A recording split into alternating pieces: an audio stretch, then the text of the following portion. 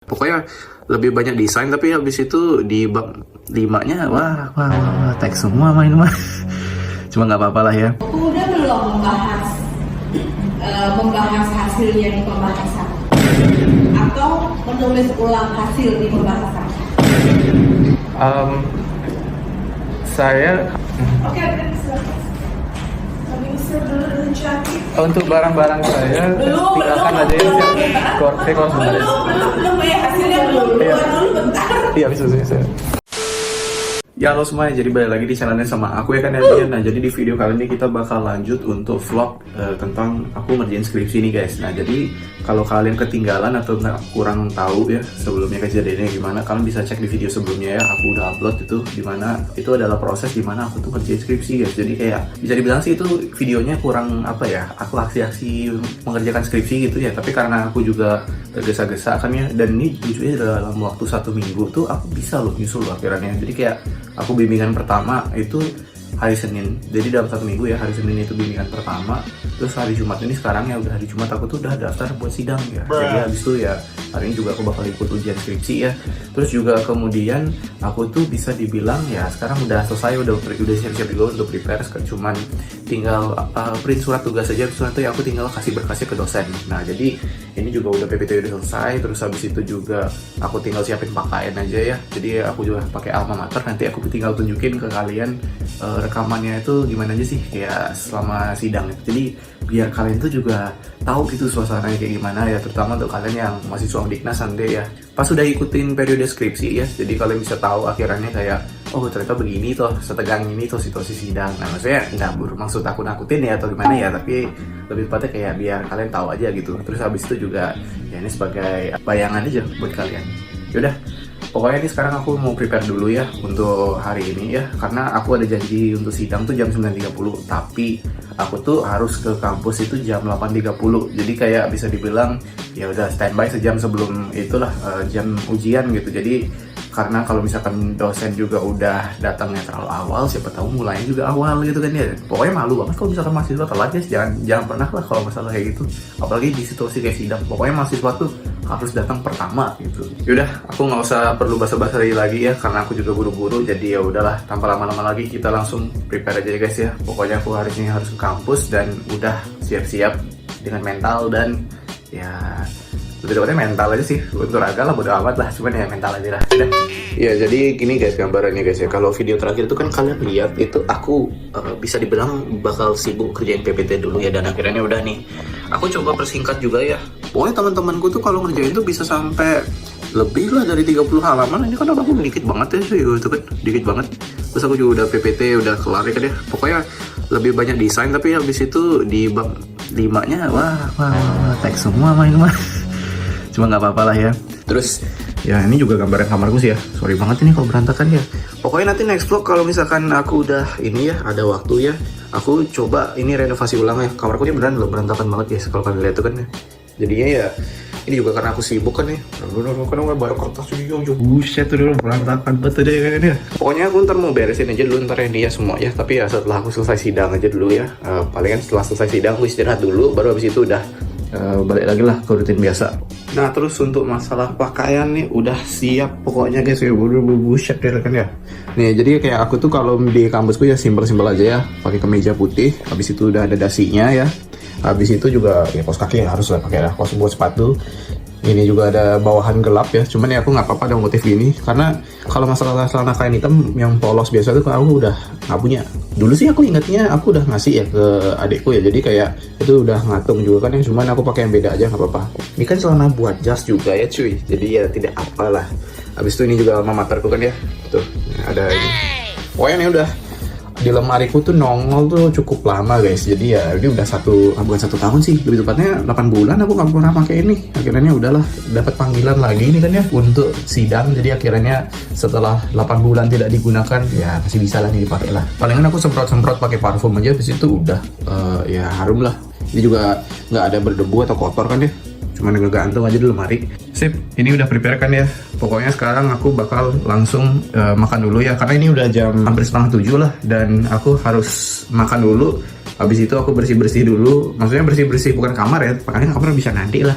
Maksudnya aku bersih-bersih penampilan. Jadi kayak ini kan aku penampilanku juga bure lah bisa dibilangnya juga ya. Jadi kayak rambut udah mau ngembang, terus habis itu juga aduh, itu karena terlalu kering banget lah pokoknya rambut itu. Terus habis itu juga kumisku juga aku bakal kuris sama janggutku ya. Habis itu udah penampilan bersih, langsung siap-siap ke kampus ya, pakai ini dulu kemeja sama celana. Abis itu ini nanti bisa simpan di tas aja, nanti aku pakai pas ujian sidang. Abis itu aku bakal tunjukin vlog lagi ya kejadiannya di sidang tuh kayak gimana. Yuk kita langsung gaskan aja. Ya guys, jadi sekarang udah jam 9.04 ya, 26 menit lagi untuk ikut sidang skripsi. Dan kebetulan nih aku juga butuh bantuan temanku nih, ada Yere ya. Gak aku tunjukin ya. Pokoknya Yere ini dia ngebantu buat pinjamin laptopnya juga, karena sebelumnya tuh ada kasus dimana aku tuh nggak bisa laptopku, kan aku MacBook ya guys ya, jadi nggak bisa nyambung juga. Cuman setelah aku udah beli adapter juga tetap aja sama, dia nggak mau nyambung ke proyektornya. Akhirnya ya aku sempet minjem MacBooknya dosen pengujiku, jadi kan nggak enakan ya. Makanya aku biar untuk mencegah atau tidak mengulangi kasus itu lagi ya, aku minjem nih laptopnya si Yere ini. Terus juga ini udah siap-siap ya ini ya. Ini ada apa, hasil dari skripsiku yang aku bakal pakai, sama sisanya juga ada di tas nih, bagi-bagi. Pokoknya bentar lagi ini bakal masuk ruangan sidang, tinggal nyolokin ini. Habis itu udah nanti aku tinggal share aja klipnya kayak gimana sih dan gimana situasinya di dalam ruangan sidang gitu, selagi ada dosen penguji sama pertanyaan-pertanyaan yang dilontarkan tuh kayak gimana sih guys. Nah, pokoknya kalian stay tune aja habis ini ya, langsung aja kita cek ya.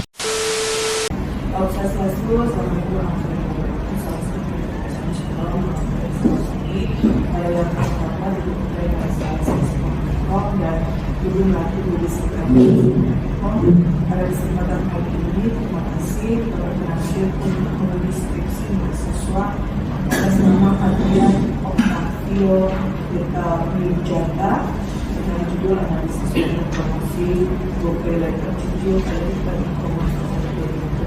Baiklah, Adrian, sehat ya? Sudah siap semuanya? Seperti biasa, sama kayak ujian proposal, ada 3 tahap.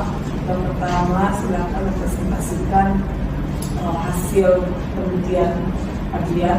Boleh nanti mungkin para dewan penguji di rumusan kerangka aja ya, rumusan masalah kerangka sama hasilnya maksudnya ya. Rumusan masalah kerangka sama. Ya, maksudnya kamu info langsung aja ini rumusan masalah kamu, terus masuk ke kerangka, terus langsung hasil dan pembahasan. Oke?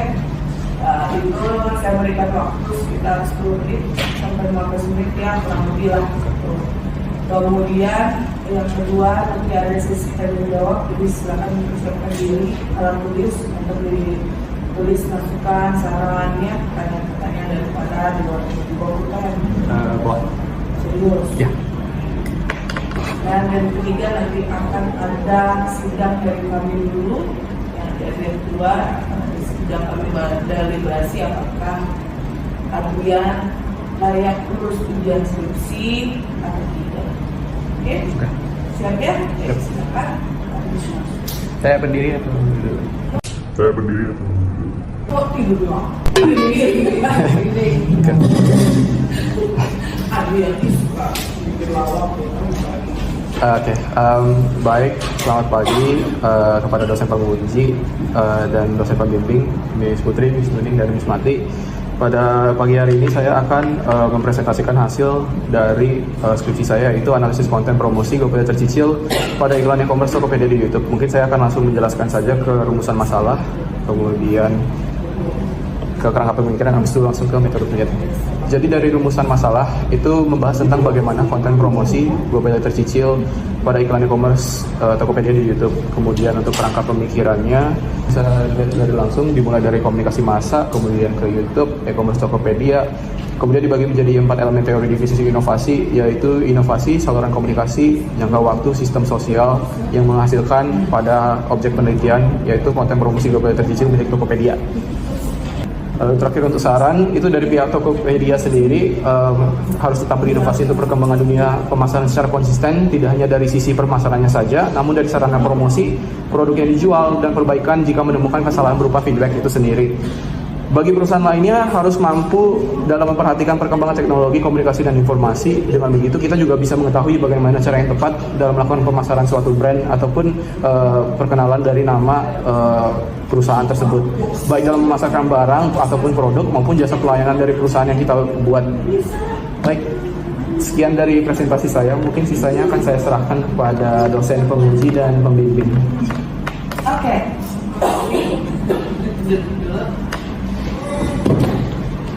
Pak, ya, sudah siap. Oke, dicatat ya. Ya. Nanti, oke, baik, jadi sesuai dengan surat tugas, makin pada yang pertama itu pertama dan ada yang belum pasti. Terima kasih. Terima kasih. Dan melatih menguji baik sama pagi Adrian Pagi, Miss. Baik. mereka pasti bakal disuruh ternyata masih ada beda gitu kan.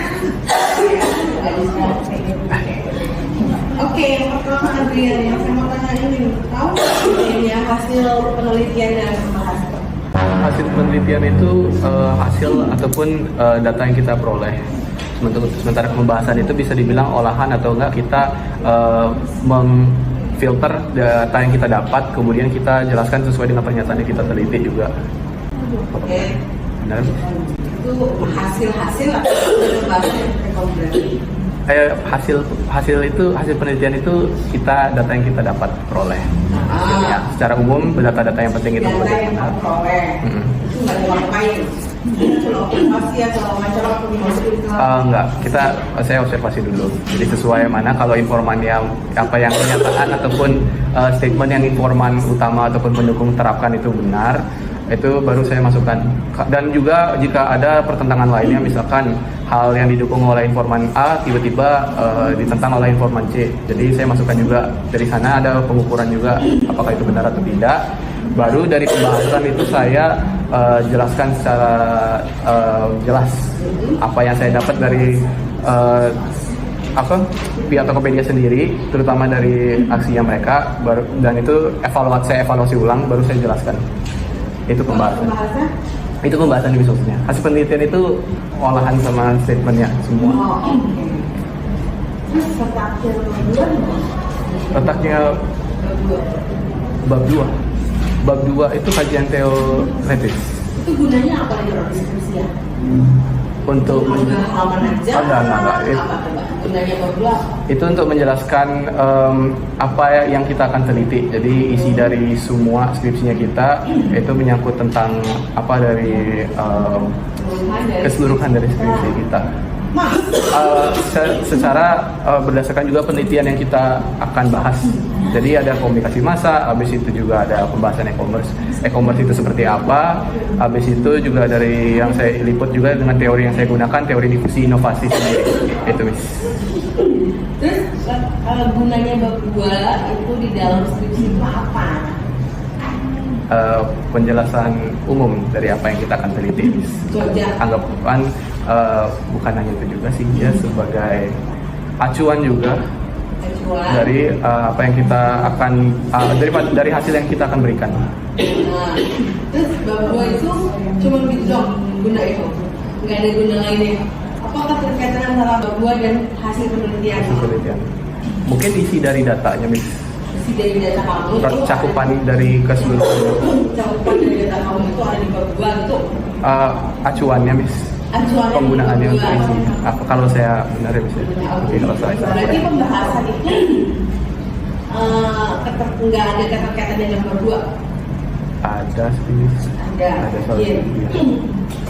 Kenapa? Ada. Bab 2 itu nanti gunanya untuk Iya, isi dari materi yang kita akan ambil, yang kita akan jelaskan juga lebih lanjut lah. nanti baca lagi ya, apa itu hasil, apa itu pembahasan, apa itu guna bab 2.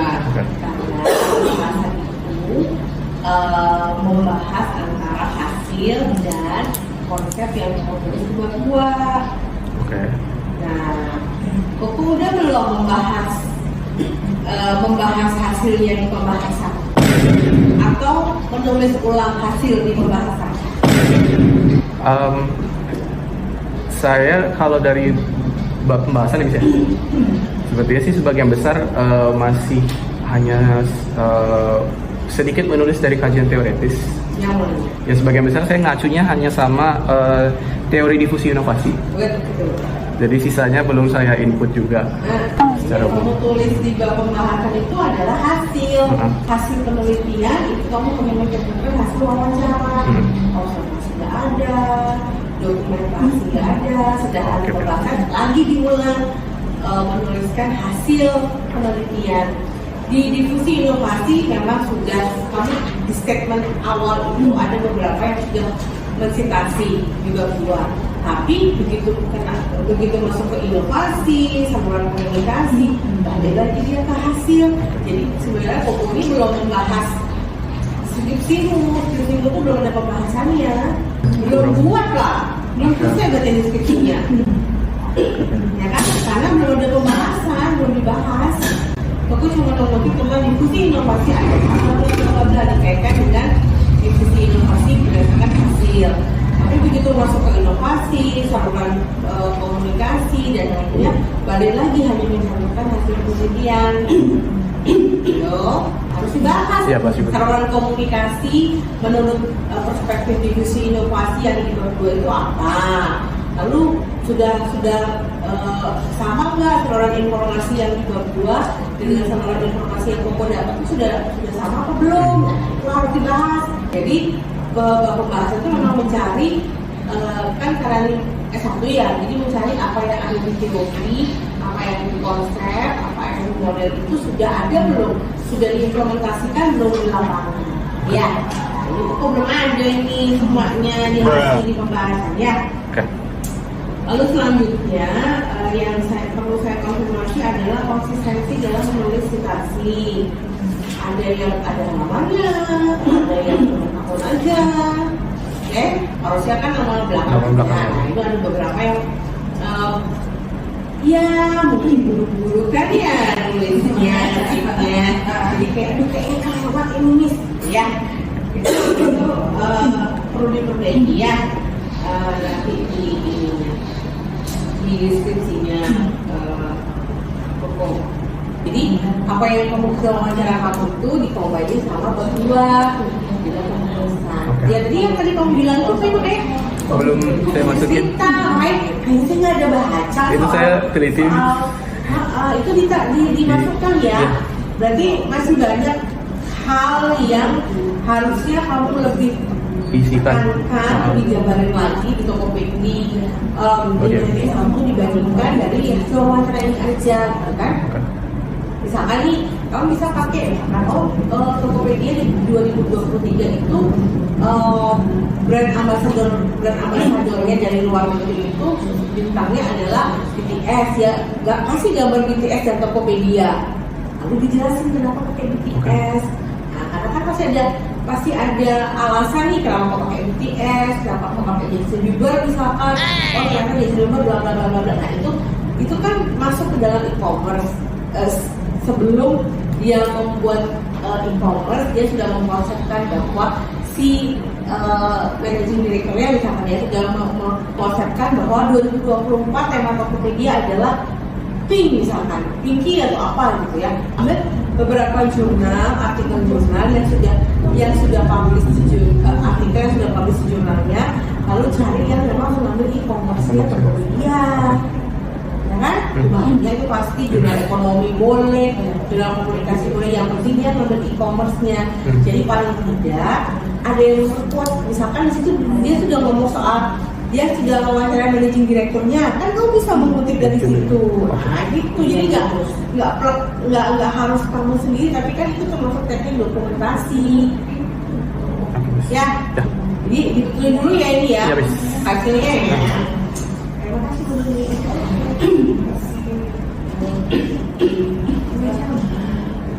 Adrian kan, inilah dua kali bimbingan yang ini ya luar biasa. Statement juga informan waktu itu saya udah bilang satu spasi, kok masih kan? Karena udah cepet-cepet ya wes lah. Kalau di hasil penelitian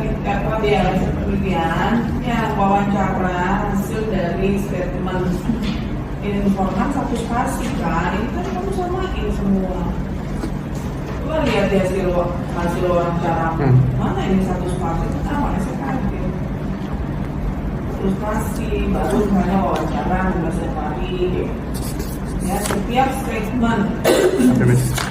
Nah, yang pembahasan kan selalu bilang itu kombinasi antara hasil penelitianmu, konsep dan teori yang kamu pakai, kemudian konsep juga keluar, gitu, terus analisismu, gitu. Jadi jangan sampai hanya wawancara agen hanya Eka berpendapat kok masih ada kayak gini, gitu.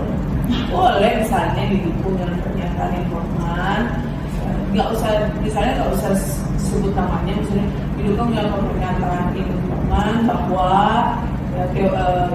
teori diskusi inovasi itu seperti ini, sehingga masuk ke analisismu seperti itu. Jadi jangan justru analisismu tidak ada. Jadi analisismu yang harus kuat baru didukung oleh apa? Penelitiannya, konsepnya, ya.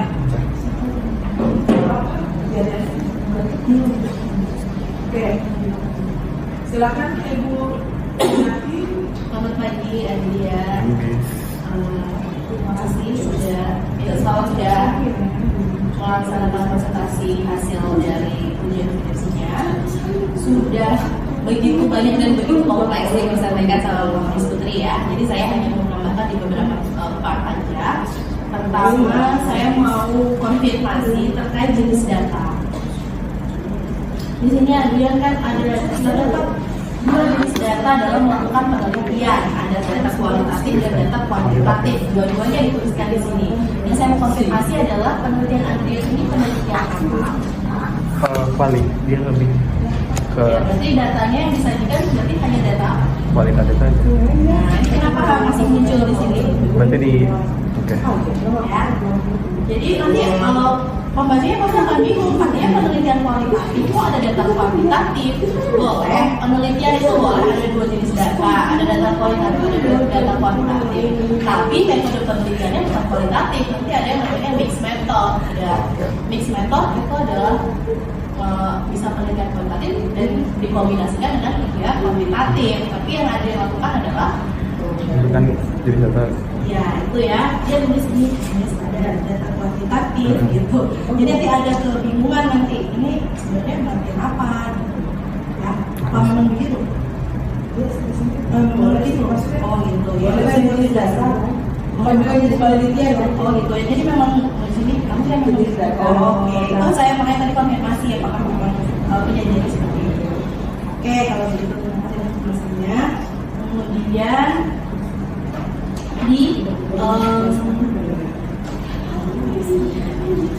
di triangulasi sudah ditulis ya, triangulasi apa yang digunakan dalam penelitian ini? Triangulasi teknik. Karena data apa yang dicari? Tentang konten dari Global Literacy Cicil. Jadi pertama itu juga membutuhkan observasi, kemudian harus ada melakukan studi dokumentasi sama wawancara. Oke, saya kembali lagi juga menambahkan dari tadi di bagian hasil dan juga pembahasan ya. Jadi di bagian hasil silakan spasinya ditulis satu, kemudian 1,5 dan ada jalan itu kita ini adalah bagian penertiban. Di bab 2 dia menuliskan bahwa ada komunikasi Masa. kita ada komunikasi massa yang media mainstream dan juga media sosial. Itu termasuk dalam media apa? Media sosial. Media sosial itu nanti bisa disampaikan juga ya bahwa kenapa di YouTube, kenapa di sini ada apa namanya masuk dari elemen-elemen yang komunikator, isi audio, seperti itu dan sebagainya. Apakah itu sudah dibahas di bagian hasil dari pembahasan? Mungkin dari bentuk komunikator, terus audiens dan umpan balik saja. Nah itu bisa ditulis ya, dijelaskan bahwa dari elemen-elemen komunikasi bahasa yang ada ini, Adrian hanya meneliti atau hanya menganalisis bagian yang mana. Bisa disebutkan bahwa penelitian saya ini meneliti isi apa komunikator dan Audiens sama audiens dari konten itu ya. Mungkin bisa disulit kalau ini kan analisis konten ya, mungkin bisa dianalisis aja kontennya, analisis isinya, analisis kontennya, isinya apa misalnya penayangan pertama di detik pertama dia tentang apa, dia mau ngejar apanya, apakah mau ngejar persuasifnya, komunikasi persuasifnya, apakah dia mau ngejar brand recall-nya gitu ya. Karena kata menurut Adrian tadi data di yang Adrian punya Tokopedia itu masih sepi gitu atau gimana? Bisa dibilang karena penggunanya terlalu pengawasannya juga terlalu ketat. Jadi beberapa pihak toko itu bisa dibilang ada otorisasi di mana produk yang mereka perjualbelikan itu tidak boleh sembarangan atau nggak bisa dibilang berupa scam atau tipuan. Itu tidak boleh ada. Itu apakah sudah ditulis juga di sini? Nah itu ya, ini kan ada yang bisa jawab tapi ada yang belum di sini. Ini kayak tebel banget tapi saya tidak mendapatkan statement-statement krusial itu gitu ya. Jangan cuma mengcopy teori masukin, tapi silakan analisis itu bagaimana kesesuaian antara hasilnya yang Adrian dapat di lapangan sama bunyi teorinya. Misalnya bunyi teorinya A, ternyata di lapangan B. Nah itulah yang dibahas bahwa ternyata hasil di lapangan itu A. Berarti teori difusi inovasi itu saat ini apakah ada sudah pergeseran makna, tidak sesuai dengan apa yang di lapangan itu tidak sesuai dengan bunyi teorinya gitu ya. Kemudian kan itu ada banyak ya yang Adrian tulis ya, gatekeeper, pengatur, bagaimana peran YouTube itu, bagaimana peran setiap elemen di itu di dalam YouTube. Nah itu kan juga bisa dimasukin. Nah lihat belum ada ya atau sudah ada sih? Belum ada. Nah itu ya kan di sini kan cukup banyak di bagian bab 2. Jadi bab 2 itu nggak cuma ya udah biar ada aja bab 2 di situ gitu ya. Tapi silakan itu dijadikan bahkan untuk menganalisis di belakang. Apakah kondisi di lapangan itu sesuai sama teori pernyataan dari teori-teori ini? Apakah itu cuma ada fungsinya di YouTube? Ya, soalnya ini kan ngomongnya sampai umpan balik Twitter. Bagaimana kondisi elemen-elemen ini di dalam YouTube itu? Kalau Adrian mau nulis sampai ke sana, silakan. Tapi kalau mau nulis analisis konten ini nggak usah diisi aja di bab 2. Karena ketika kita bab 2, berarti karena ketika kita membaca ini, berarti nanti di belakang akan muncul nih komunikator, isi. Ternyata kan di belakang nggak ada. Kalau memang tidak mau menggunakan ini, ya nggak usah aja pakai ini. Nggak usah disertakan. Karena ini bisa menjadi alat analisisnya di belakang.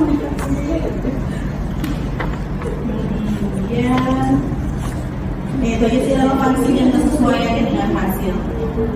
Jadi saya pelajari itu sudah cukup. Jadi tadi harus disesuaikan itu dulu ya. Setelah disesuaikan itu baru nanti kesimpulannya tadi bagaimana apakah difusi inovasi yang dilakukan sama Tokopedia itu berhasilkah atau apakah difusi inovasi yang dilakukan sama Tokopedia itu feedbacknya sesuaikah dengan apa yang mereka harapkan gitu kan. Mereka melakukan inovasi nih, ada upaya letter cicil ini, apakah dengan inovasi-inovasi ini tuh bisa menaikkan lagi brandingnya, menaikkan lagi penjualannya dan sebagainya. Jadi bisa disesuaikan dulu di pembahasannya, kemudian menyesuaikan ke kita di gunanya berdua ya, jadi nggak nongkrong pribadi. Sama itu tadi kesesuaian daftar pustaka, ya, ada yang pakai halaman, ada yang pakai halaman, sama kebaruannya.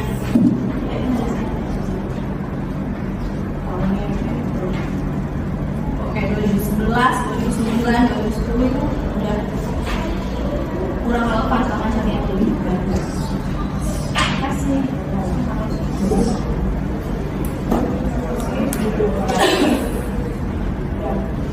Adrian terus kalian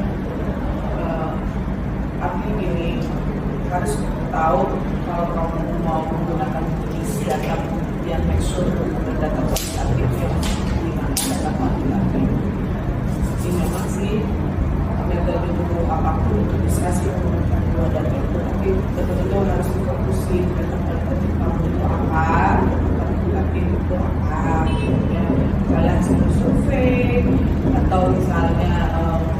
dokumen yang kamu ambil sebagai data awal nih dari tokoh masyarakat atau apa, atau misalnya orang yang tahu tentang media gitu.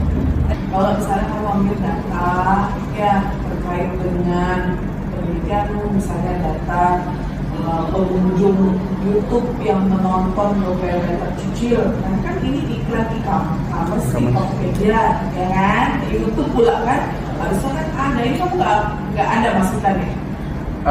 Iklan.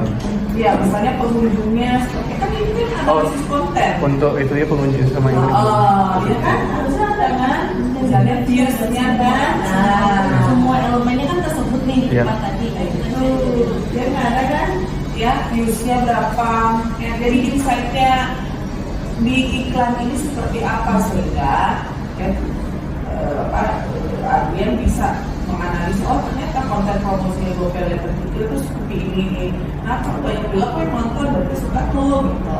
Ya, jadi diteliti lagi apakah betul-betul suka atau hanya nonton dan segala macam. Kalau views yang viewsnya banyak berarti ada indikasi suka kan gitu. Itu sudah seperti itu, data-data seperti itu, kemudian dokumen yang betul-betul jelas ya. Baru kan ada nanti artikel jurnal, referensi yang lainnya ya, misalnya jadi dari segi perpustakaan ya. Biasanya ini harus berrevisi nih. Iya, Miss. Saya belum saya masukkan juga, Miss, walaupun saya udah tahu tentang itu. Iya, harus dong. Jadi studi dokumen itu bukan dokumentasi Tapi yang ya, kalau ini, tapi enggak, bukan. Ya, bukan. Oke, diubah apa namanya, satu spasi juga ya, pernyataan informan, formatnya segala macam. Untuk dari bagian hasil penelitian juga, Miss, Pokoknya yang ada pernyataan statement. ya pernyataan dari informan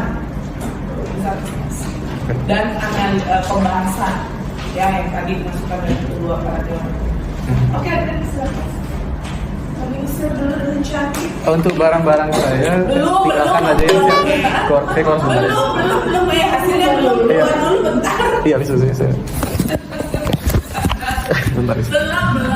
Kali bisa dengan cantik dulu, nanti balik lagi. Oke guys, jadi udah sampai segitu aja ya untuk sidang. Pokoknya dari ketetapan dosen penguji sama dosen pembimbing, setelah berdiskusi panjang, aku bisa dibilang ada banyak kesalahan ya yang aku bikin ya. Jadi pokoknya karena aku juga nge-push kayak misalkan minta bimbingan pertama hari Senin dan itu di minggu terakhir untuk daftar sidang, apalagi bimbingan berikutnya cuma sebentar, itu jadinya berakhiran fatal juga. Jadi dari kesimpulan dosen itu pokoknya bab 5-nya aku di bagian pembahasan itu masih kurang, karena dibilang isinya banyak, tapi kalau untuk ide dan apa yang aku bikin di kajian teoritis itu bisa dibilang masih kurang. Nah, cuman akhirnya aku dikasih ketetapan kalau aku tuh bisa lulus, dinyatakan lulus ya. Tapi untuk officialnya biar dinyatakan lulus itu aku harus revisi ulang, dan itu revisinya bisa dibilang aku harus isi dari bab 5 itu aku harus perbaiki. Jadi sesuai dengan kajian teoritis. Terus juga masalah untuk isi itu juga tadi aku pas ditanyain sama dosen itu tentang toko hijau ya pokoknya ya, yang aku objek penelitian untuk skripsiku itu aku tahu semua guys, aku bisa jawab. Cuman yang dosen penguji sama pembimbing bingung tuh, aku tahu semua tapi kenapa aku nggak isi gitu kan ya di skripsiku. Akhirnya disitulah aku tahu, aku akhirnya sadar juga kekuranganku di skripsiku kayak gimana sama kesalahan yang aku harus perbaiki gimana. Sebelum sidang selesai aku juga ada bikin kayak permintaan maaf juga. Aku ada ucapin permintaan maaf, jadi kayak karena udah mendesak juga dosen pembimbingku sama minta waktu jadwal ujian skripsi di saat yang mendadak banget ya, apalagi bisa dibilang mendesak banget ya. Jadi akhirnya aku juga dapat, cuman ya kekurangan di sana skripsiku masih banyak yang revisi, habis itu udah.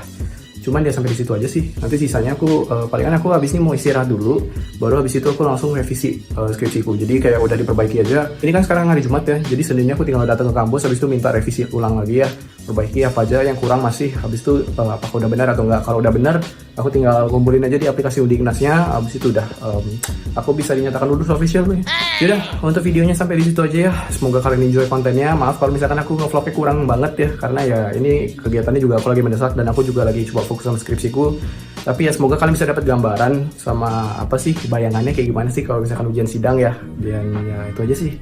Thank you udah nonton sampai sejauh ini. Semoga kalian enjoy kontennya. Jangan lupa untuk like, comment, dan subscribe. Dan sampai ketemu di video berikutnya, oke? Bye-bye.